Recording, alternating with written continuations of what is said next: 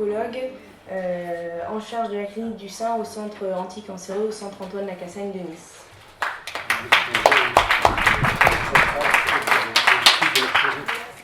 Ah oui, il va nous parler du sport et du cancer du sein. Bonjour, merci de votre accueil particulièrement chaleureux en période post-prandiale, c'est pas toujours si facile que ça. D'abord un grand merci à la PAC de m'avoir invité pour m'exprimer, c'est vrai que je m'exprime au nom du centre anticancéreux, et puis de toute la communauté des gens attachés à la lutte, merci, de toute la communauté des gens attachés à la lutte contre le cancer, aussi bien en ville, puisque ma maison d'origine c'était la ville avant d'être à l'hôpital, et donc je me sens vraiment l'allié de tous. Alors, effectivement, il y avait une petite erreur dans l'intitulé au départ, c'était marqué gynécologie, mais on m'avait demandé dès le départ de parler de la relation entre l'activité physique et le cancer du sein. Alors, je vais rectifier, c'est pas le sport, parce que le sport, il y a beaucoup de gens qui le sport tout de suite, non, c'est pas pour moi, c'est à la télévision, c'est le dimanche après-midi, match de foot, etc. C'est pas le sport, c'est l'activité physique. D'accord, Michel, tu me suis à ce moment-là.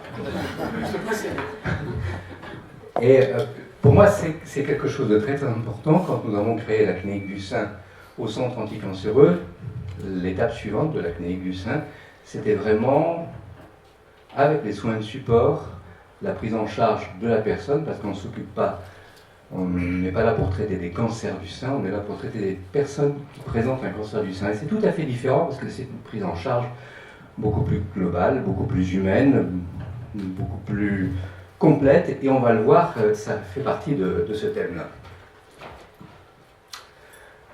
Alors, activité du physique et cancer du sein, a priori, si on se reporte à quelques années avant, on va se dire quel rapport entre tout ça. On comprend que l'activité physique puisse avoir quelque chose au niveau du cœur, que ça aille mieux, que ça donne des infarctus, peu importe, mais que ça fasse quelque chose. On comprend que sur le bien-être, ça puisse avoir une relation. À la limite, activité physique, diététique, etc., on pourrait comprendre aussi sur les cancers digestifs, hépatiques, coliques, qu'il puisse y avoir un lien entre les deux. Le sein, quel rapport entre l'activité physique et ce qui va bien ou ce qui ne va pas bien au niveau du sein, ça peut paraître un tout petit peu mystérieux. Donc quel rapport, quel bénéfice? Et puis si on dit que ça fait du bien, est-ce qu'on a des preuves ou est-ce que c'est des choses qui traînent dans les magazines pour hommes, pour femmes, peu importe, mais qui sont des phénomènes de mode et qui n'ont pas de preuves? On va voir qu'il y a des preuves. Et puis quel type d'activité physique? Est-ce que tout est bon ou non? Et puis pour quelles patientes? Est-ce que toutes peuvent bénéficier? Est-ce que pour certaines c'est bon? Est-ce que pour certaines ça peut être dangereux? Enfin, quel risque? C'est-à-dire quel risque va-t-on traiter pour diminuer ces risques? Et quel risque peut-être peut-on prendre en demandant de faire de l'activité physique? C'est tout ça qu'on va essayer d'aborder ensemble maintenant. Yes. Alors voilà, tout ce qu'on entend depuis très très longtemps. Votre opération s'est bien déroulée, bon retour, reposez-vous bien, ménage-toi, n'en fais pas trop, laisse-toi dorloter, attention à ton bras, ne fais pas du sport, et puis le sport ça me fatigue, et on peut comprendre. Alors ici, tout ça c'était complètement faux. Et s'il fallait pas changer complètement ce paradigme et d'utiliser une nouvelle phrase, c'est « tu as été malade, ne te repose pas, bouge-toi maintenant ». Et c'est ça qu'on va voir parce que ça peut être intéressant. Alors, on se reporte pas très loin, plan cancer 2009-2013, c'est pas très loin. Promouvoir des actions de prévention sur les liens entre l'alimentation, l'activité physique et les cancers. Donc déjà on y avait pensé. On avait pensé qu'il pouvait y avoir un rapport entre l'activité de tous les jours, les métabolismes et la fabrication de telle ou telle maladie, dont les cancers. Et puis, à tout seigneur, enfin à tout honneur en tout cas, on vient de sortir donc le dernier plan cancer qui a été annoncé, un grand renfort de presse par les médias, et on voit qu'il y a beaucoup d'éléments qui entrent en ligne de cause. Et fort heureusement, on est en crise économique sévère, et on s'est rendu compte que l'activité physique, le sport, fumer moins, bouger plus, finalement c'était pas si mal parce que ça coûte beaucoup moins cher, et à dire et à faire. Alors, on parle des inégalités sur le dépistage, on parle des inégalités sur le traitement du cancer. Je pense qu'il y aurait beaucoup à dire, je ne suis pas sûr que dans notre pays il y ait des inégalités sur le dépistage. La prémasse est ouverte à tout le monde. Je ne suis pas sûr qu'il y ait des inégalités sur la prise en charge. Tout le monde peut se soigner gratuitement pour ce qui concerne les cancers. Donc, on ne va pas polémiquer là-dessus, c'est pas ça qui est intéressant. Mais, par contre, on va regarder... Oui, la flèche. Voilà. Le tabac, on va regarder l'activité physique, on va regarder la diététique. Ça, c'est beaucoup plus intéressant. Alors, quels sont les ennemis du cancer? C'est l'épidémiologie. On va essayer de ne pas être trop technique parce qu'il y a des soignants, il y a des non-soignants, donc on va essayer de se comprendre tous. Les ennemis sont les facteurs extrinsèques, l'environnement. Alors, je vais vous rappeler une petite histoire qui remonte à Mathusalem, parce que ça remonte au moment où j'étais jeune chef de clinique. Et on a découvert, à peu près à ce moment-là, l'impact de l'environnement. Pendant la dernière guerre, avant la dernière guerre, on savait qu'il y avait des cancers du sein, bien entendu. Et puis très curieusement, en Europe et en Occident, il y avait déjà pas mal de cancers du sein, même si ça a beaucoup augmenté maintenant. Et dans des pays comme le Japon, vous m'entendez comme ça? Ouais. Et dans des pays comme le Japon, il y avait très peu de cancers du sein. Il y avait beaucoup d'autres cancers, mais très peu de cancers du sein. Et puis après la guerre, de nombreuses colonies japonaises ont émigré aux États-Unis et se sont mariées entre Japonais, parce que la mixité des populations n'existait pas encore beaucoup. Et en se mariant entre Japonais, à la deuxième génération, ils faisaient autant de cancers du sein que les Américains. Or, ils ne s'étaient pas mariés avec les Américains, ils s'étaient mariés entre Japonais vivant aux États-Unis. Et on avait découvert l'impact de l'environnement. Après, savoir quoi dans une assiette, vous savez qu'il y a environ 4000 molécules, donc c'est extrêmement difficile, mais on avait découvert l'impact de l'environnement sur la genèse de certaines maladies, dont le cancer du sein. Est-ce qu'on y peut quelque chose ou pas? C'est un autre problème, c'est plus difficile. Facteurs intrinsèques, il y en a qui sont indépendants de notre volonté, il y en a qui sont dépendants, qui ne sont pas dépendants de notre volonté.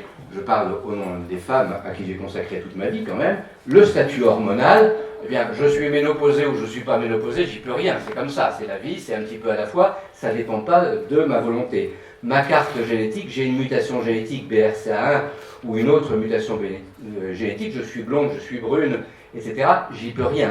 Encore que, un petit peu à la fois, je me demande si on ne va pas tomber dans le bénéfice ou l'excès du choix génétique. Mais c'est un autre problème qui mériterait d'ailleurs qu'on en parle.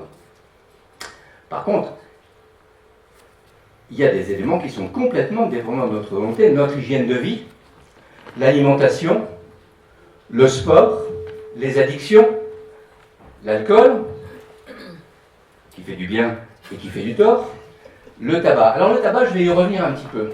Le tabac, il y a quelques dizaines d'années, on disait le tabac est responsable de 25% des cancers.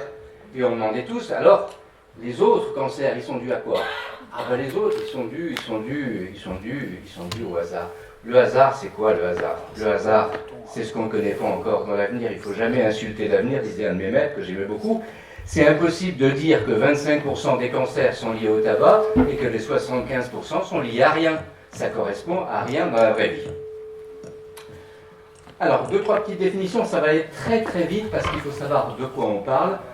Qu'est-ce que c'est que l'activité physique? L'activité physique, c'est tout ce qui met en jeu des muscles, c'est ce qui me fait bouger maintenant, c'est ce qui vous rend immobile pour l'instant parce que vous êtes tous assis, c'est ce qui fait que vous allez monter l'escalier. Voilà, c'est l'activité de tous les jours. Et on la quantifie en mètres-heures, c'est-à-dire l'unité de dosage de l'activité physique internationale. Le mètre 1, c'est quand nous sommes assis, sans bouger, sans rien faire taire, c'est le métabolisme de base. Pendant ce temps-là, il y a le cœur qui fonctionne tout seul, il y a les intestins qui fonctionnent, donc ce n'est pas une activité zéro, hein. La vie entretient une activité, c'est le mètre 1, c'est l'élément de référence. Et vous voyez que dès qu'on bouge un petit peu, une marche normale, voilà, je marche normalement, hein, je fais du lèche-vitrine, etc., je ne suis pas en retard, c'est 3 mètres. Hein, etc., etc. On ne va pas s'appesantir là-dessus. Dès qu'on bouge un tout petit peu plus, on monte les escaliers, c'est 6, on monte les escaliers 4 à 4, c'est environ 12, ça va beaucoup plus vite. Et la population de référence, c'est-à-dire une partie des personnes qui sont avec nous aujourd'hui, hein, consomme moins de 3 mètres environ. Donc nous sommes des habitants dramatiquement sédentaires, pourtant on est des bipèdes, on est chargés. Donc des bipèdes, ça sert à marcher. Moi, de temps en temps, je demande aux patients, qu'est-ce que vous faites comme sport? Ah oui, je marche. Oui, mais vous êtes bipède, c'est normal de marcher, c'est pas un sport de marcher. Le sport, ça commence un tout petit peu au-dessus. Alors, à quoi ça sert de relier l'activité physique et le cancer? C'est utile parce que ça agit sur la prévention primaire. C'est une découverte. Celui qui a découvert ça, il méritait le prix Nobel. Comment peut-on imaginer un seul instant qu'avoir une activité physique un peu plus que le canapé, ça permet d'éviter d'avoir certains cancers, dont le cancer du sein? Quel rapport peut-il y avoir? Ça, c'est la prévention primaire. Prévention secondaire, on n'en parle pas, parce que ça nous amènerait trop loin, et puis c'est sans rapport. Prévention tertiaire. Prévention tertiaire, c'est après. C'est la prévention, c'est la diminution du risque de rechute, et c'est la diminution des complications liées à la maladie. C'est fondamental. Peut-être qu'il y a 2 ou 3 personnes d'entre nous ici qui sont concernées par la prévention tertiaire, c'est-à-dire qui ont été touchés ou qui sont touchés par le cancer du sein et qui voudraient bien savoir quels sont tous les moyens de s'en sortir, les moyens médicamenteux, la chirurgie, la radiothérapie, la chimiothérapie, l'hormonothérapie, on va parler un petit peu de tout ça. Et puis, est-ce qu'il y a d'autres moyens, non pas qui remplacent, mais qui sont complémentaires? Améliorer la qualité de vie pendant et après le cancer, ça c'est très très intéressant. Et je ne vais bien sûr parler que de ce que je connais un tout petit peu, c'est-à-dire le cancer du sein, et je ne m'éloignerai pas de mon sujet. Tout compte, tout est bon, dans l'activité physique, il n'y a rien à jeter. Donc tout peut se comptabiliser. De toute façon, tout est préférable au régime canapé, chips, télévision. Ça, il n'y a aucun problème. Canapé, c'est 1 mètre. Chips, c'est des acides gras. Et télévision, c'est abrutissant, ça va. À grosse dose, bien sûr, il y a plein de choses bonnes. Mais vous voyez, ça, c'est par rapport au 1 mètre de base. Vous voyez que le sport, bon, tout le monde n'a pas envie de faire du sport, on peut comprendre, on peut ne pas aimer le sport. Moi, j'ai passé 40 ans à détester le sport, donc je peux comprendre ça. Et maintenant, j'ai un peu changé. Mais dans la vie courante, mais ça m'a fait changer aussi, ça m'a fait changer, il n'y a pas que mes enfants qui m'ont fait changer. Dans la vie courante, donc on est sur le point de référence, mais vous voyez que déjà s'agiter dans la cuisine, faire le ménage, finalement, on est tous utiles à quelque chose, regardez bien. Faire le ménage à quelque chose, ça veut dire à soi en premier, puisque c'est une mesure de prévention personnelle. 2 à 4, bricoler, marcher. Voilà. Vous voyez que tout ça, c'est intéressant. Les sources, c'est la sauce, ce sont des sources qui sont extrêmement sérieuses, même si je le dis un petit peu en badinant, parce que quand même, un des remèdes contre la maladie, c'est quand même l'humour et la plaisanterie. La maladie déteste l'humour, il faut donc s'en servir un tout petit peu. Alors, quel bénéfice? On l'a vu, prévention primaire, on va le voir, oui, l'activité physique diminue notre risque à tout à chacun d'attraper un cancer, dont le cancer du sein. Et on va voir, c'est très important.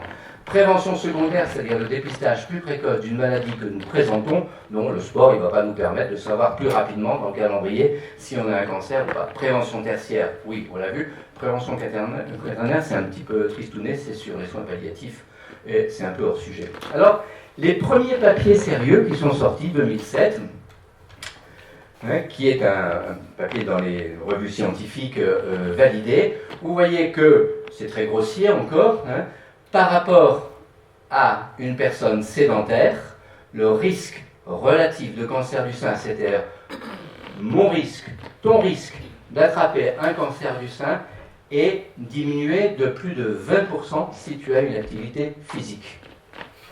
Donc ça, c'est la diminution du risque pour une personne en bonne santé d'attraper, de contracter un cancer du sein. Donc, on dit, moi je vais avoir un cancer du sein parce que dans ma famille il y a une mutation BRCA1, je vais avoir un cancer du sein parce que dans ma famille il y en a plein, je vais avoir un cancer du sein parce que j'ai pris des traitements X, Y, Z, pourquoi pas, mais je vais diminuer mon risque d'avoir un cancer du sein parce que je bouge, et si on inverse la phrase, je vais augmenter mon risque d'avoir un cancer du sein parce que je reste assise. Le risque de développer un cancer du sein diminue de 6% à chaque fois qu'on ajoute 1 heure par semaine. Et puisqu'on est dans le cancer du sein et que peut-être les personnes à partir de la ménopause sont statistiquement un tout petit peu plus concernées, on va s'arrêter sur elles. Elles sont un tout petit peu plus représentées ici, je dois dire aussi. Chez les femmes ménopausées, le risque de développer un cancer du sein diminue de 10% à chaque fois que vous faites 2 heures d'activité physique par semaine. Et je rappelle, l'activité physique, c'est pas le sport, c'est l'activité physique de détente, c'est l'activité physique c'est prendre l'escalier au lieu de prendre l'ascenseur, c'est prendre le vélo, le Vélib en ville pour aller faire ses courses plutôt que de prendre le tramway. C'est s'agiter un petit peu dans son jardin, etc. C'est quand même complètement différent. C'est pas de la corvée, c'est pas faire du sport obligatoire. Prévention primaire, donc ça diminue. L'impact est beaucoup plus net si c'est une activité physique de loisir toute la vie et surtout après la ménopause. On ne rentrera pas dans les détails des problèmes métaboliques, mais c'est pour d'autres raisons. Je vous mets à chaque fois en face les références pour simplement vous dire que ce n'est pas une conversation de salon, ce sont des choses qui sont validées. Le Cancer Research, c'est une revue scientifique de très grande qualité et qui vérifie toujours toutes ses sources avant de publier. Danger de l'inactivité, regardez bien. Côlon, on ne va pas s'en occuper, j'y connais rien.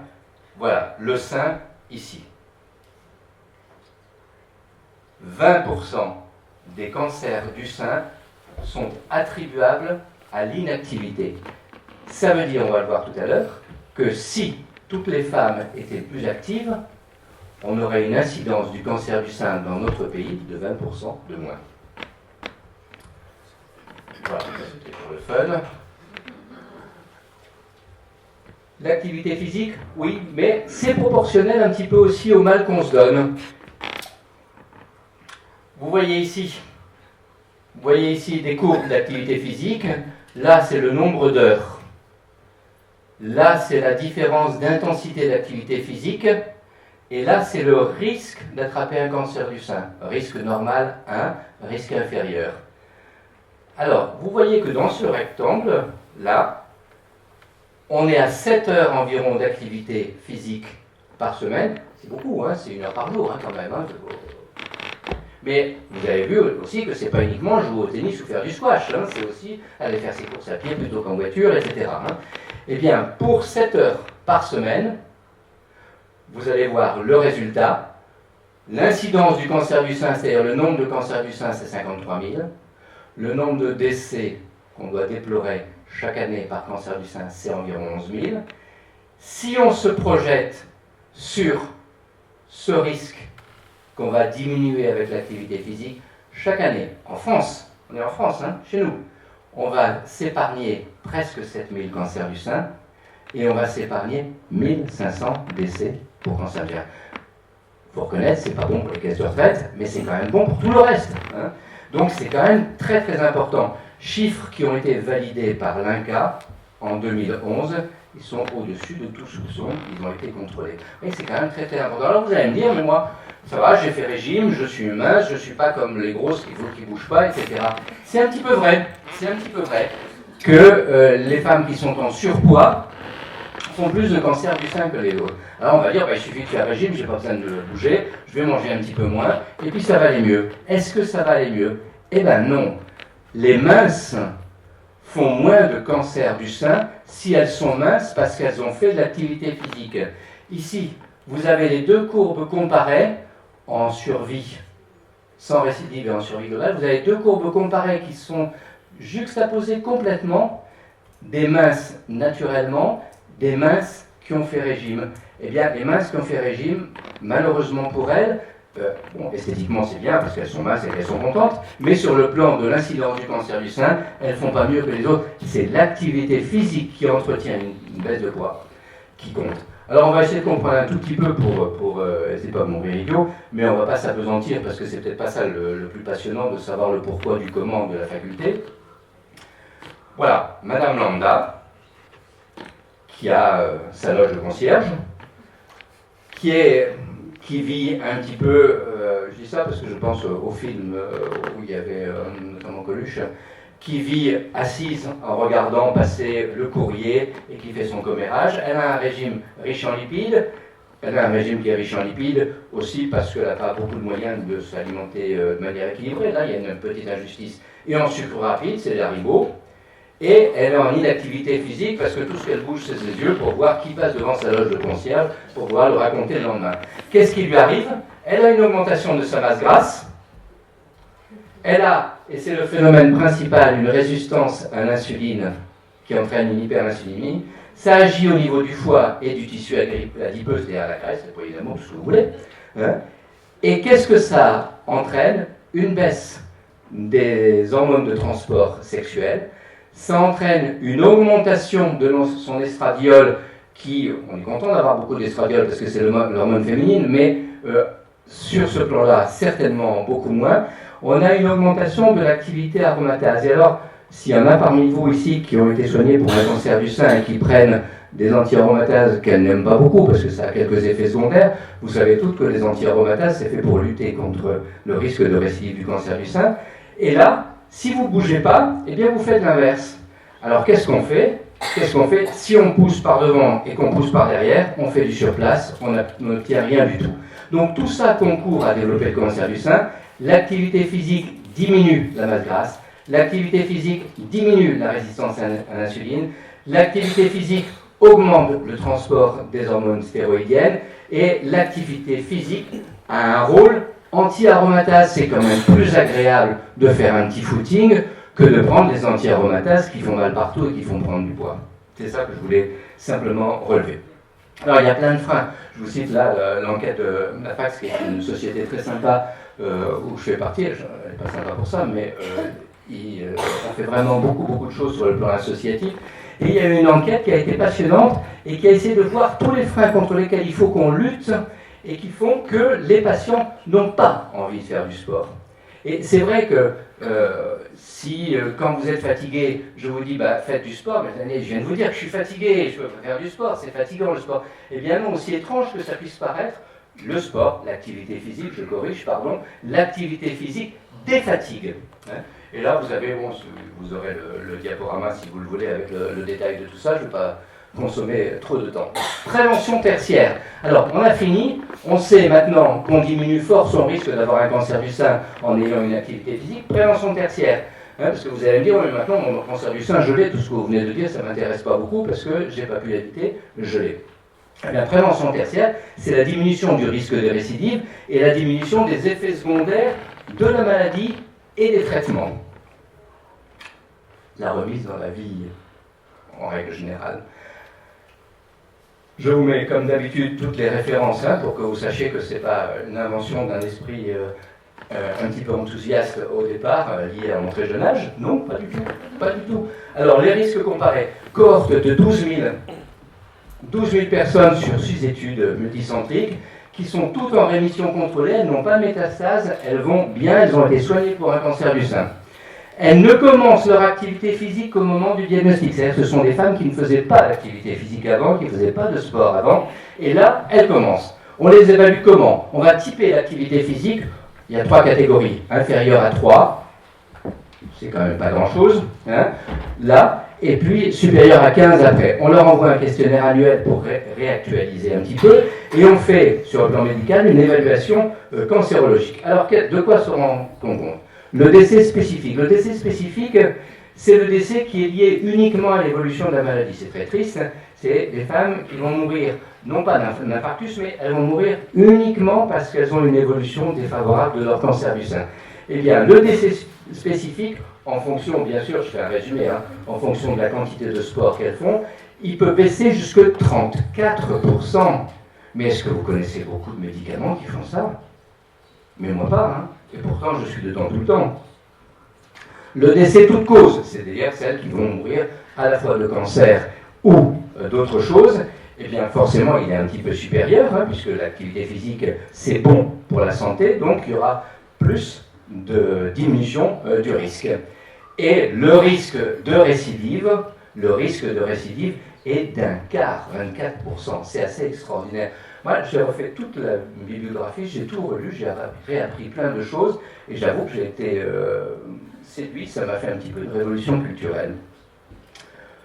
Je voudrais quand même faire une parenthèse pour dire que l'activité physique n'est pas là pour remplacer les traitements du cancer du sein, elle est là pour renforcer les chances de guérison, de survie sans récidive et de bien-être, en plus des traitements validés dont nous disposons actuellement, fort heureusement.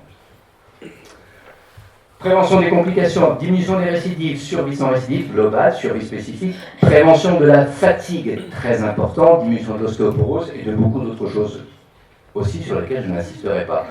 Autre, alors là, il il y a un petit favoritisme là. Vous voyez, il y a deux tableaux différents, l'activité physique pour celles qui l'ont commencé avant le cancer, et l'activité physique pour celles un petit peu plus flemmardes, mais qui ont quand même compris le problème, et qui l'ont compris quand on leur a dit après le cancer. Eh bien, ici on a un bonus. On a un bonus. La survie spécifique la plus améliorée, c'est pour celles qui commencent l'activité physique après le cancer. Vous voyez, risque relatif 0,66, c'est-à-dire qu'on diminue de, si je ne me trompe pas dans mes calculs, de 34% le décès spécifique. Alors, ce n'est pas une raison pour vous dire « Ah, je suis tranquille, je peux attendre d'avoir mon cancer pour commencer à faire du sport. » C'est pas ça que ça veut dire, mais ça veut dire que quand même, il y a un bonus et que c'est pas parce qu'on a malheureusement attrapé son cancer qu'il faut baisser les bras et se dire qu'il est trop tard pour commencer. Il y a un bonus supplémentaire. Fatigue et cancer, c'est un drame qui dure, c'est vrai. Voilà, vous avez là, mais ceux qui ont été confrontés au problème le savent. Les effets secondaires après, enfin sous et après chimiothérapie surtout, parce que c'est le drame qui dure, c'est après chimiothérapie, la fatigue en premier lieu. On a coutume de dire que la fatigue, globalement, dans le cadre de la prise en charge d'un cancer, c'est environ 2 ans. 2 ans, c'est long dans une vie, même si la durée de la vie augmente, même si la durée de la vie des cancéreux augmente encore beaucoup plus vite, quand même, c'est long parce qu'on a l'impression que c'est 2 ans de la vie qui sont complètement gâchés. Beaucoup plus que les nausées, la dépression, la douleur, une dépression, douleur et fatigue, c'est un petit peu lié quand même. Qui dure cette fatigue? 60 à 96% des patients qui ont été traités pour cancer du sein se disent fatigués et se disent toujours fatigués. Et le sport, on en revient toujours à tout à l'heure, on leur dit mais faites du sport. Non, je suis fatigué, si vous savez, j'en peux plus. Mais elles nous le disent, elles te le disent, elles nous le disent en consultation. On leur dit bougez, activez-vous, inscrivez-vous dans un club de sport, etc. Docteur, si vous savez que je suis fatigué, je n'arrive pas, je me bouge, je sors de chez moi, j'ai envie de rentrer chez moi. Et on est dans un cercle vicieux, on sait très bien que l'activité physique fallait défatiguer, mais on n'arrive pas à mettre en route le starter pour qu'elle commence. Et là, il y a un grand travail d'information à faire. Dernière note d'actualité, article passionnant qui est paru à San Antonio décembre 2013, donc vous voyez, ça a 2-3 mois à peu près maintenant. Et ça va certainement intéresser certainement d'entre vous, l'activité physique améliore la tolérance au traitement. Ça, c'est un article qui a été fait sur les fameux anti-aromatases, dont je vous ai parlé tout à l'heure, le fémaral, l'imidex, l'aromazine, je cite un peu les molécules pour que vous y retrouviez, et tous leurs dérivés. Eh bien, vous avez ici l'échelle des douleurs, là, le groupe contrôle qui ne fait pas de sport, là, le groupe qui fait de l'activité physique. Donc il y a eu 2 groupes qui ont été faits, qui ont été différents. Il y a un tiers de fatigue, d'effets secondaires et de douleurs en moins chez les patientes qui, sous anti-aromatase, font une activité physique, quelle qu'elle soit. Je vous rappelle, l'activité physique, ce n'est pas les Jeux Olympiques, c'est prendre des escaliers au lieu des ascenseurs, aller faire les courses, prendre un vélo une fois de temps en temps, faire du vélo d'appartement, jouer avec son petit-fils, faire du jardinage, etc. Autre action, mais c'est pratiquement de la philosophie. Si on se sent mieux, si on sait qu'on a entre 20 et 30% de risque de décéder, au moins c'est quand même quelque chose qui est extraordinaire. Si on sait qu'on a 24 ou 25% de risque en moins de faire une récidive, si on a moins mal avec le traitement, si on est moins fatigué quand on bouge, et ça se caractérise très fort au niveau de l'ostéoporose, donc vous savez que c'est une composante également des maladies cancéreuses, et bien on a une image du corps qui est grandement modifiée. On va affronter sa personnalité, c'est-à-dire son regard à soi-même, dans sa propre glace, dans sa chambre ou sa salle de bain, avec beaucoup d'aisance. L'estime de soi va augmenter et nous, professionnels, on est vraiment très souvent confrontés à cette difficulté de retrouver de la valeur pour soi-même à présenter en famille, en couple, en société, liés à tous les effets secondaires de la maladie et des traitements. Ce fameux syndrome de Damoclès, dire mais à quoi ça sert ce que je fais, puisque de toute façon, peut-être que l'année prochaine, je serai morte ou j'aurai fait une récidive, eh bien ce syndrome de Damoclès, il va diminuer. Pourquoi il va diminuer? Parce qu'on sait qu'on a 25% de risque qu'on a gommé avec l'exercice physique.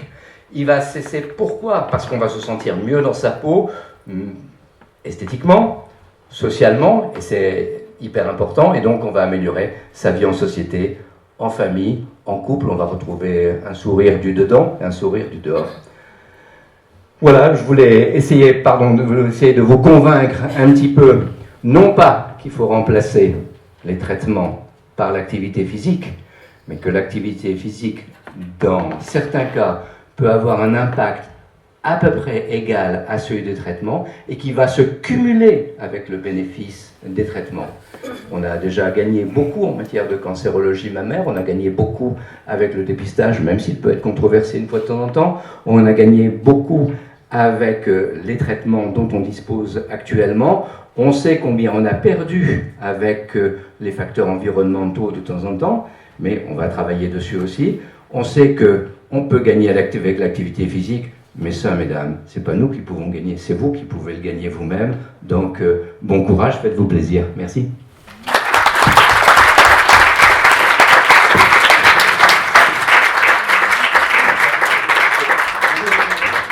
Merci, docteur Philippot. Est-ce que vous avez des questions? Il y a des questions dans la salle?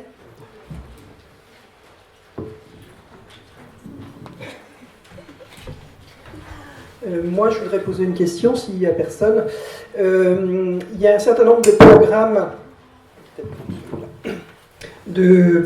de traitement, ou en tout cas de remise en route de sport qui se mettent en place en France. Est-ce qu'on a des équivalents ici, dans la région, à Nice, des choses qui soient un petit peu structurées, où chacun fait sa cuisine? Alors, à Nice, il y a beaucoup de possibilités d'activités physiques de sport, notamment les autorités locales et régionales font beaucoup, en règle générale, dirigées sur le cancer, et sur le cancer du sein en particulier. Ça vient, c'est ce que j'ai mis sur le tableau là.